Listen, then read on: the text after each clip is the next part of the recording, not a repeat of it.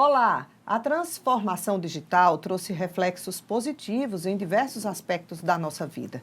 São inegáveis as facilidades que temos ativando aplicativos e programas através de um simples celular na palma da mão. Usamos menos o papel, menos o dinheiro físico, os exames médicos e diagnósticos ficaram mais rápidos e eficientes. A lista de vantagens é grande e não se pode mais pensar em viver como era antes.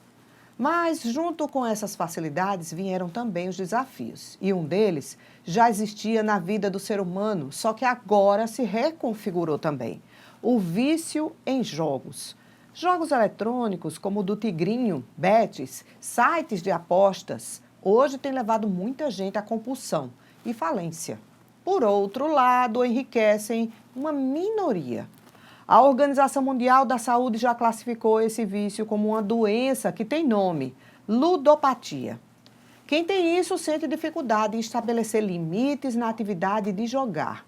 E o programa de hoje vai tentar entender melhor esse fenômeno, como acontece, mostrar causas, consequências. Será que os tratamentos aplicados para outros vícios funcionam nesse caso?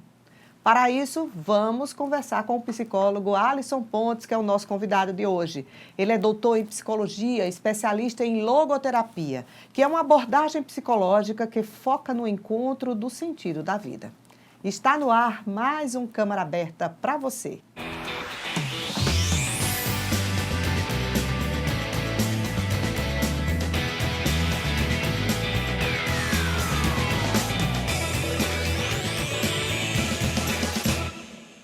Seja muito bem-vindo ao nosso Câmara Aberta, doutor Alisson. Muito obrigado, Michelle. Uma alegria estar aqui com vocês. Então, fala um pouquinho pra gente, o que é essa ludopatia que a OMS aí já classificou como um CID, né? Tem um CID indicado, inclusive, pela OMS, não é isso? Perfeito, isso. A ludopatia, por exemplo, se nós pegarmos a própria etimologia da palavra, ela vai vir do radical latim ludos, que é brincar, jogar, e o termo pathos, que traz a ideia ali de sofrimento, de adoecimento. Então, de maneira mais geral, a gente poderia dizer que é um comportamento compulsivo para ali o uso de jogos, né? E o que a gente tem visto, especialmente a partir de um manual diagnóstico, que é o DSM-5, é caracterizado lá como transtorno do jogo. E esse é um transtorno que está muito atual, em virtude do número imenso que nós temos aí das bets, né, das casas de apostas online, e do número excessivo de pessoas que têm hoje, de alguma maneira, também dedicado aí o seu recurso financeiro e o seu tempo no investimento nessas apostas. Qual a diferença entre transtorno, vício? Ambos são doenças. Me explica aqui para a gente entender melhor como isso se localiza. Perfeito. Acho que essa pergunta é uma boa introdução para nós falarmos sobre esse tema. Quando a gente fala de transtorno, nós estamos falando de um termo mais amplo, mais abrangente. Diz respeito ali a um processo de adoecimento mental que vai ter um impacto direto na nossa vida normal. Quando a gente fala, por exemplo, de um vício, nós estamos falando ali de uma dependência, de um comportamento compulsivo, seja para o uso de substâncias psicoativas, seja também em detrimento ali de alguns comportamentos ligados, seja a apostas, a jogos online, a jogos virtuais. E isso está ligado muitas vezes a um transtorno mental.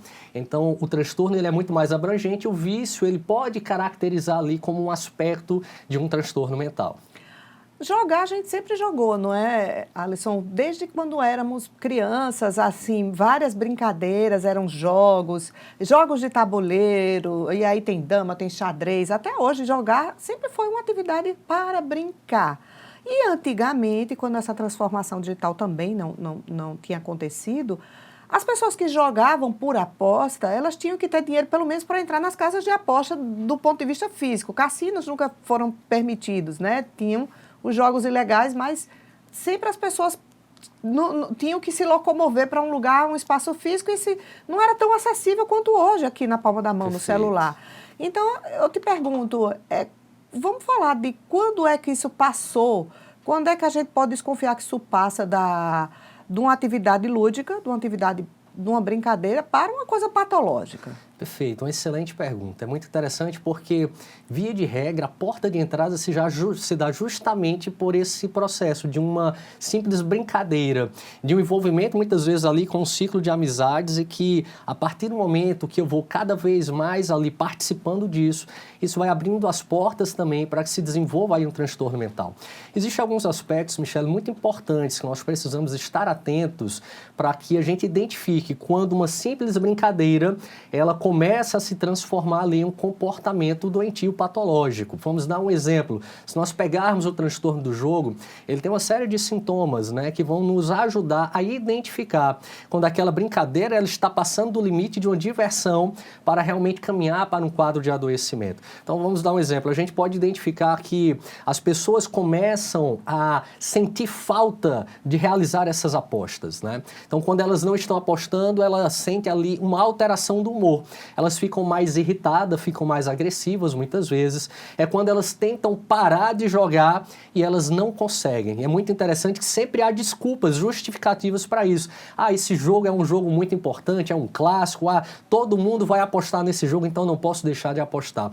Então a gente começa a ver uma série de comportamentos que vão se repetir, vão ser comportamentos ali repetitivos e vão combinar justamente aí com aquilo que antes era uma simples brincadeira, uma diversão e começa agora a caminhar para um quadro de adoecimento, trazendo aí diversos prejuízos para a saúde física, mental e social. A gente sabe que os psicólogos, até os médicos, os psiquiatras estudam muito a mente do ser humano, né? Estudam também tratamentos e formas.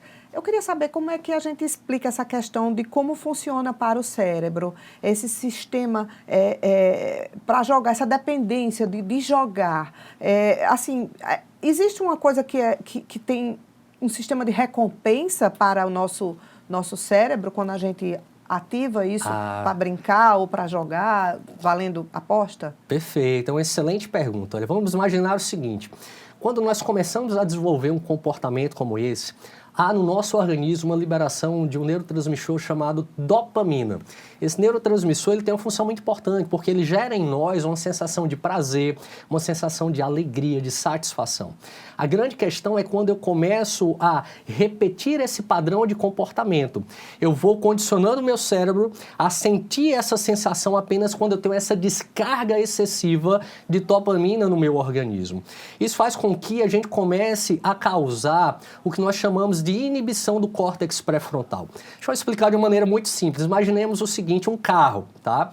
O nosso impulso para o jogo seria o acelerador. Então, muitas vezes eu vou ali jogar, eu vou apostar, porque todo mundo está apostando, é algo muito legal, muito envolvente, aquela expectativa, e ali eu libero no meu organismo uma série de substâncias que geram em mim a sensação de alegria.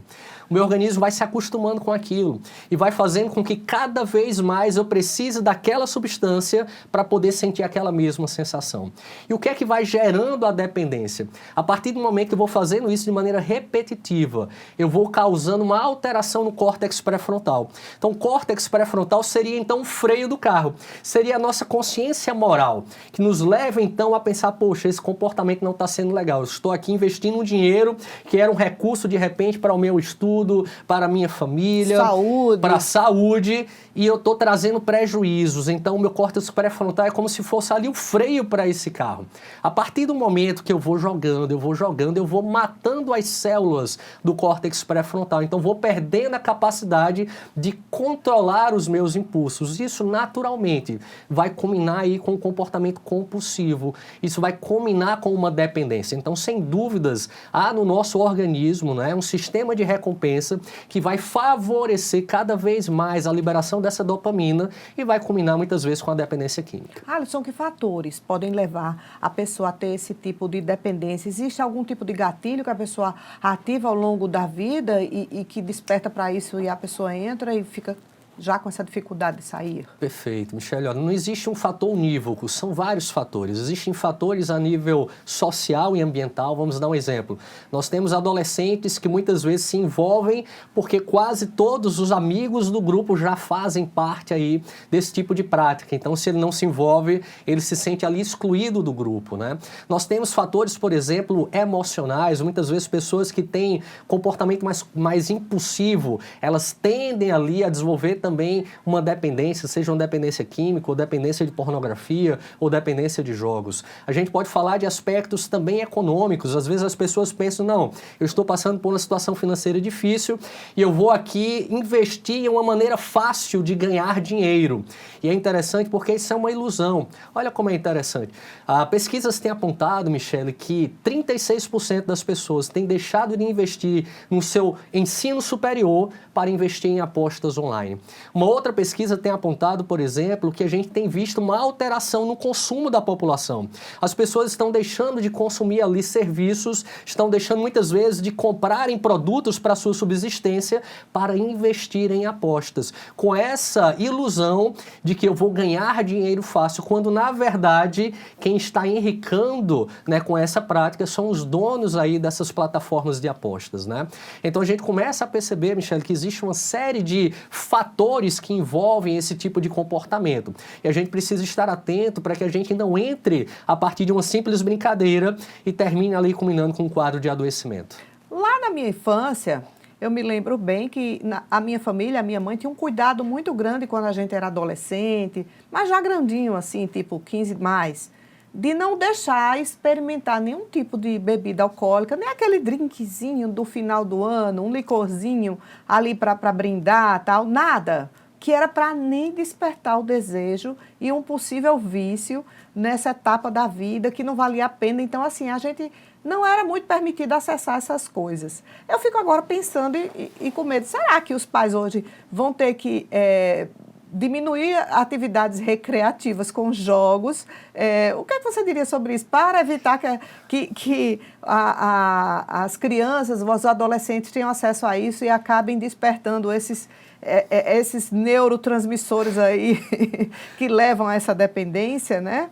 Olha, muito importante sua pergunta, né? Porque um dos aspectos que eu tenho percebido hoje, Michele, é que cada vez mais os pais estão muito ocupados para até perceberem os próprios filhos, né? Então, o que a gente tem observado é que muitas vezes é mais fácil para os pais deixarem os filhos, por exemplo, ali na televisão, no celular, brincando na internet, com tablet. brincando. Por quê? Porque não vai me dar trabalho.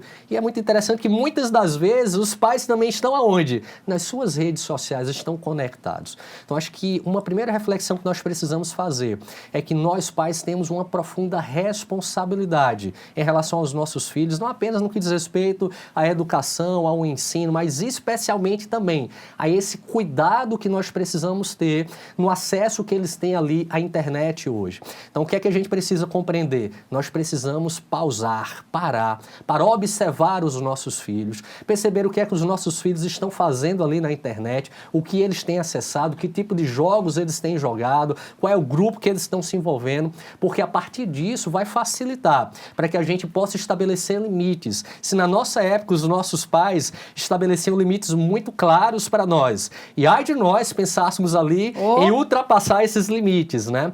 Nós também temos hoje essa mesma responsabilidade para com os nossos filhos, de compreender o contexto em que eles estão inseridos, de acompanhá-los. Eu sempre costumo dizer, é uma liberdade vigiada. Isso é, a gente vai dando a liberdade para que eles possam se inserir também nessa realidade digital. Infelizmente, não há como nós fugirmos dela, mas nós precisamos também estabelecer ali regras, limites, para que eles não terminem também aí por essa falta de fiscalização, se envolvendo ali em determinadas ações que vão trazer grandes prejuízos. Estamos conversando com o psicólogo Alisson Pontes sobre a ludopatia, que é uma doença causada pelo vício em jogos. É hora do intervalo, a gente volta já.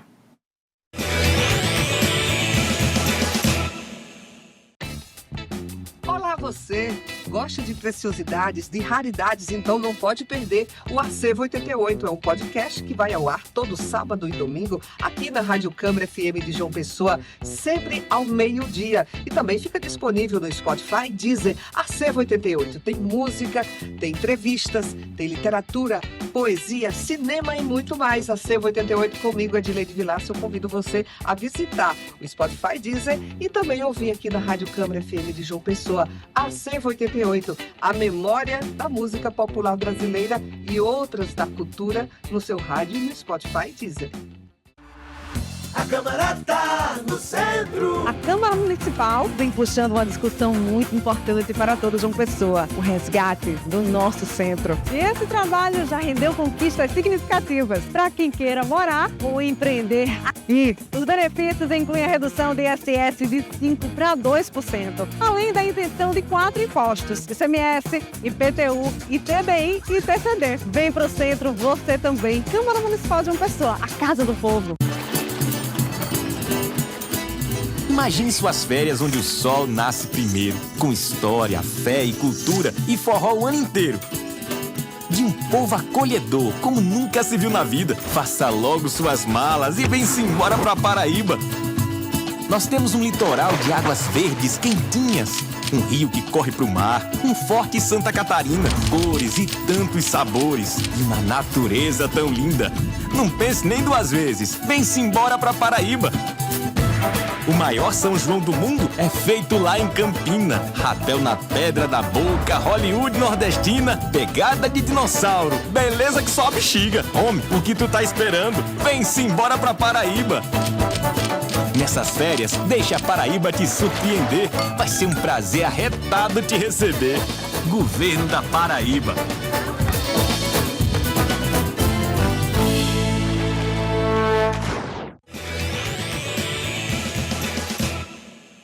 O Câmara Aberta está de volta falando sobre ludopatia, uma doença causada pelo vício em jogos. Aqui ao meu lado, o psicólogo Alisson Pontes, com quem a gente vai retomar a entrevista daqui a pouquinho. Antes, nós vamos mostrar uma reportagem que fala um pouco sobre as consequências para quem perdeu o limite na atividade de jogar. A gente parou de contabilizar o estrago quando chegou a 100 mil. Rapaz, conheço esse bicho. Tava até em depressão, tá até afastado do trabalho. Problema na cabeça, ficou meio desorientado. Perdeu o apartamento, ele trabalhava comigo, eu levava ele pra fazer serviço de limpeza. Eu não pude levá-lo agora, que ele está com depressão, eu vou levar o carro pra lavar a caixa d'água, 20 metros de altura, com depressão. Pronto, tá com... Mandou uma foto pra mim, tudo cortado. Ele se auto-lesionando. Complicada a situação do cara. Eu peguei, ó. Ele digo, se ajeita agora. A mulher deixou, perdeu o apartamento e com a agiota no pé. Esses relatos retirados de um grupo de amigos pelo WhatsApp mostram que o Brasil vive uma epidemia de vício em apostas online, devido à popularização das bets esportivas e do estilo tigrinho, que tem adoecido as mentes dos brasileiros, além de levar à perda de muito dinheiro. Os brasileiros estão com nome negativo no Serasa por causa de apostas. Beneficiários do Bolsa Família aplicaram dinheiro do benefício nas bets e até casais estão se separando por causa do vício. Um estudo da Sociedade Brasileira de Varejo e Consumo mostrou que 63% de quem aposta no país teve metade da renda comprometida com as bets. Outros 19% pararam de fazer compras no mercado e 11% não gastaram com saúde e medicamento. Já um relatório do Banco Central mostrou que a maioria dos apostadores tem entre 20 e 30 anos de idade e gasta cerca de R$100 por aposta. Diversos fatores ajudam a impulsionar as pessoas a se envolverem em atividades de jogo. Para alguns, a perspectiva de ganhar dinheiro rápido e fácil também é um fator motivador.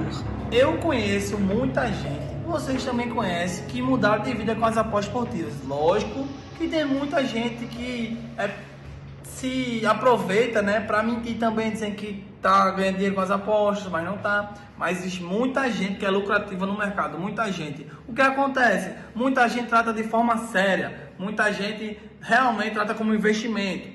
Já vi muita gente comprar carro, casa com apostas esportivas. Como? Bom, a aposta é o seguinte, eu tenho R$1.000, todo mês eu estou ganhando ali 10%. Para 10% é R$100 para quem tem R$1.000. Mas para quem tem 10 mil, é R$1.000 de lucro, entendeu? Então imagina, você todo mês está ganhando seus R$1.000 de lucro. No final do mês, você pegando juros compostos, fazendo igual uma poupança, você realmente vai estar lucrando. Mas para isso, você tem que ter longo prazo, de 6 meses, 1 ano. Mas muita gente no Brasil é imediatista.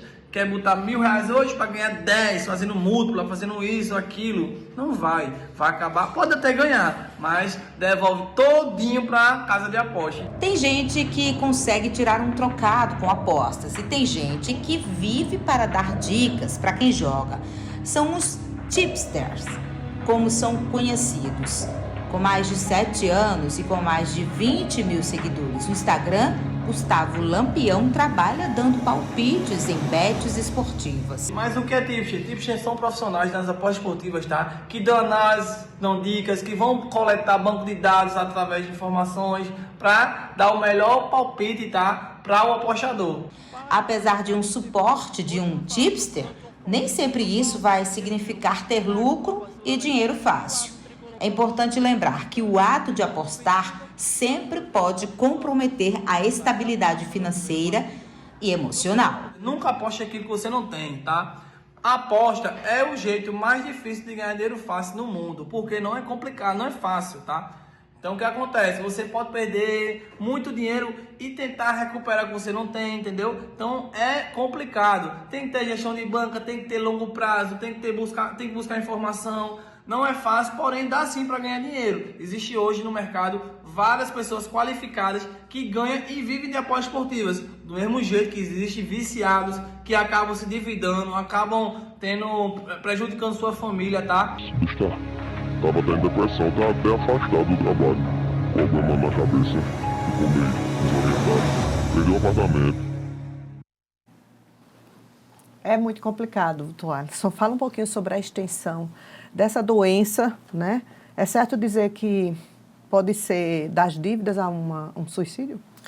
Olha, não seria errado, né, essa afirmação. O que a gente tem percebido é que muitas vezes, especialmente quando se inicia um processo de diversas perdas, quando a gente fala perdas, não é apenas perdas financeiras, mas muitas das vezes o impacto dessa dependência de jogos vai impactar a nossa vida pessoal, nos relacionamentos familiares. Muitos casamentos, como já foi falado aqui na entrevista, eles têm acabado em detrimento das apostas online. Vai ter um impacto, por exemplo, no investimento familiar, né? A renda familiar vai ser comprometida. Então, a partir do momento que a saúde financeira de uma família é comprometida, isso vai trazer também inúmeras consequências para aquele sistema familiar. A gente vai ter um impacto na saúde física e mental. Olha como é interessante. As pesquisas têm apontado que a dependência em jogos tem favorecido, por exemplo, quadros, de ansiedade e quadros de depressão.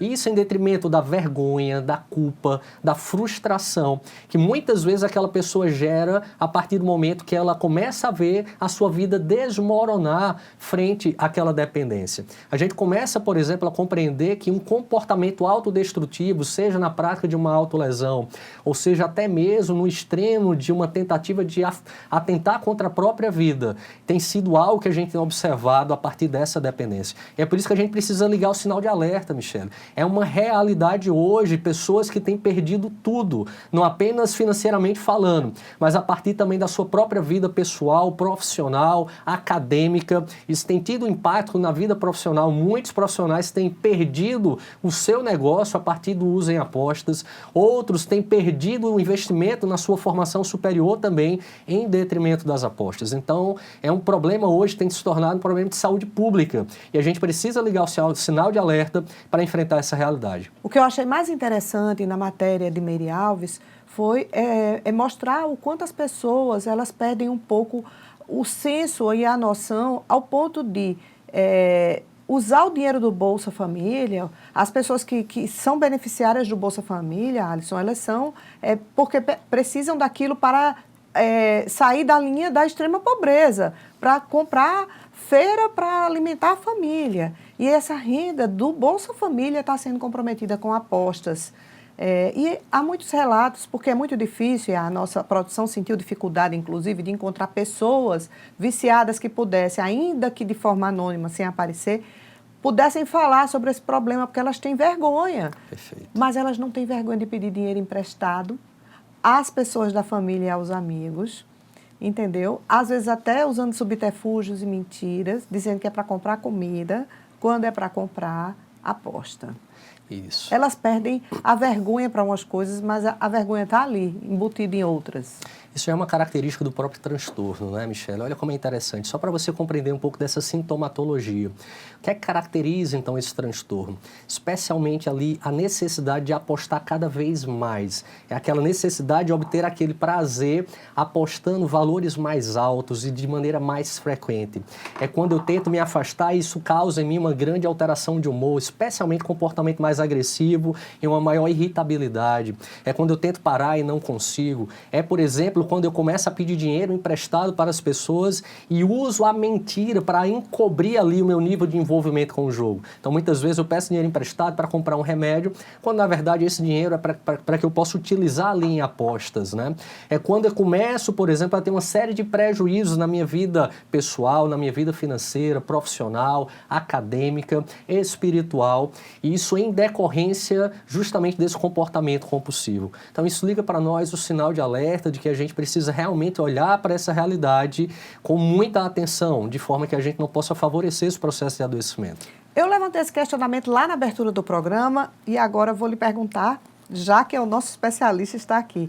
Será que os tratamentos que são aplicados em relação a outros vícios que já conhecemos tão bem, eles são eficientes nesse caso, Alisson? Sem dúvidas, as dependências, as adicções de maneira geral, elas vão acionar neurologicamente falando o mesmo sistema de recompensa, seja no uso de uma substância psicoativa como a cocaína, a heroína, seja, por exemplo, em comportamentos compulsivos como a dependência de pornografia ou até mesmo a dependência de jogos. Então, quando a gente fala de tratamento, nós temos uma série de abordagens dentro da psicologia que vão nos dar muitos subsídios para nós pensarmos aí o tratamento dessas adicções. Eu, por exemplo, eu trabalho com algumas abordagens dentro da psicologia, dentre elas a logoterapia análise eu ia perguntar existencial. justamente isso. O que você trabalha com a logoterapia, que é essa questão de encontrar um sentido para a vida. Essa é uma abordagem interessante para se tratar a questão do vício? Sem dúvida. Eu sou suspeito para falar, Lógico. Porque eu gosto muito dela. Mas o Viktor M. Frankl, que é o criador da logoterapia, ele foi um psiquiatra vienense. E ele tem uma história de vida belíssima. E ele traz uma primeira informação muito importante. Se uma pessoa não tiver uma razão, um para que deixar a sua dependência, dificilmente ele vai conseguir deixar. Então, a partir do momento que a gente, por exemplo, trabalha em um centro de recuperação para dependentes químicos, praticamente todos aqueles internos, eles têm ali um motivo para enfrentar a sua dependência. Eu quero resgatar o meu casamento, eu quero lutar por minha família. Então, se ele não tiver um sentido que o motiva a enfrentar a sua dependência, dificilmente ele conseguirá superar aquela dificuldade. Mas nós temos também aspectos práticos. Eu acho que a gente precisa também trazer algumas dicas práticas, Michele, para que as pessoas possam realmente se policiar e olharem para a sua própria vida. Costumo dizer o seguinte: a partir do momento que eu tenho esse comportamento compulsivo, há uma alteração de pensamento que tem um impacto direto nas nossas emoções e vai culminar num comportamento inadequado. Então, o que é que a gente costuma dizer? Nós precisamos mais do que nunca identificar esses pensamentos disfuncionais. Pensamentos do tipo: eita, eu tenho que jogar, eu tenho que aproveitar essa oportunidade, eu não posso parar porque senão eu vou ser excluído do meu grupo. Então, são pensamentos que vão culminar justamente com aquele comportamento inadequado, que é justamente a dependência. Então, nós precisamos muitas vezes identificar ali motivos, razões, sentidos que nos levem então a mudar a nossa maneira de enxergar aquela realidade.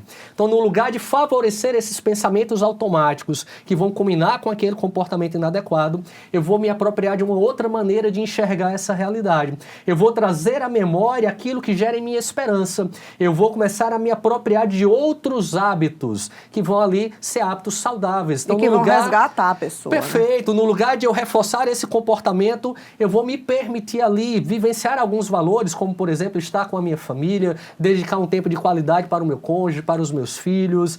No lugar de ir apostar, eu vou ler um bom livro, eu vou assistir um bom filme, eu vou sair com a minha família, eu vou aproveitar as praias, eu vou aproveitar um cinema. Isso vai fazendo com que a gente possa diminuir a força desses pensamentos automáticos que culmina com aquele comportamento compulsivo e a gente possa gradativamente superar, então, esse transtorno. Agora, a gente sabe que a realidade da maioria das pessoas não é de poder pagar uma psicoterapia ou um tratamento particular. A realidade é do CAPS. Hoje, Perfeito. A pessoa tem um vício e o cidadão comum ele precisa recorrer ao SUS. Na sua avaliação, os CAPs hoje estão preparados para lidar com essa nova realidade do vício? Olha, é uma pergunta muito boa. Eu tive já o privilégio de ser diretor de um CAPS há alguns anos atrás. Eu posso dizer que é um serviço extraordinário. Nós temos os CAPs transtorno, por exemplo, que é o CAPS justamente que tem essa função de acolher esse tipo de demanda. E nós temos lá uma equipe multidisciplinar, psicólogos, psiquiatras, educador físico, nutricionista, entre outros profissionais, assistente social. E é uma equipe que está ali disposta justamente a acolher esse tipo de demanda. Mas, naturalmente, nós precisamos investir na formação desses profissionais. Se a saúde ela já é precária no nosso país, nós costumamos observar que a saúde mental é ainda mais precária. Então, o serviço público ele precisa também ter um olhar para essa realidade, porque a partir do momento que as pessoas começam a adoecer mentalmente falando, isso tem um impacto na produtividade daquela pessoa. Então, isso vai desencadear aí uma série de problemas na cadeia produtiva daquela sociedade. Então, quando eu invisto ali na formação desses profissionais que estão acolhendo esse tipo de demanda, eu estou favorecendo também ali o desenvolvimento social, além de promover uma melhor qualidade de vida para as pessoas que procuram esse serviço. Tendo em vista que cada indivíduo é um ser único, o seu referencial, o que lhe motiva é uma coisa, o que me motiva é outra. Eu deixo o espaço aberto aqui para você deixar uma mensagem final sobre esse tema, que é o vício em jogos, para quem está assistindo e que, de alguma maneira, ou passa por esse problema de forma direta ou indiretamente. O que você diria? Perfeito. Há uma frase do Viktor Frankl que eu gosto demais. Ele diz assim: hoje as pessoas estão cada vez mais buscando meios para viver, mas não têm encontrado razões pelas quais viver. Talvez essa necessidade da aposta em jogos reflita justamente essa realidade. É uma geração que cada vez mais tem valorizado o ter em detrimento do ser.